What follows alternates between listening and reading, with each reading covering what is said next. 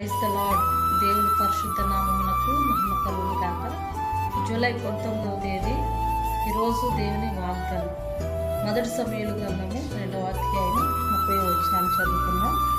నన్ను గణపరచు వారిని నేను గణపరచుదును.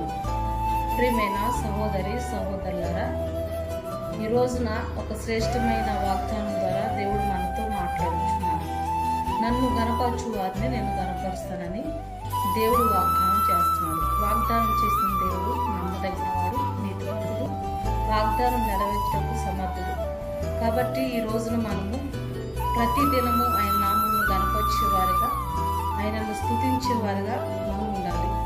భక్తుడైన దావీదును చూసినట్లయితే దావీదు ఎల్లప్పుడూ కూడా దేవుని నామమును గణపరుస్తూ దేవుని స్తుతిస్తూ ఉన్నప్పుడు భక్తుడైన దావీదును దేవుడు ఎంతగానో హెచ్చించాడు. ఈ రోజున మనం కూడా దేవుని నామమును గణపరిచి దేవుని నామమును స్తుతించినట్లయితే దేవుడు మనల్ని కూడా హెచ్చించి ఆశీర్వదిస్తాడు. ఈరోజు ఈ వాగ్దానము దేవుడు మన జీవితంలో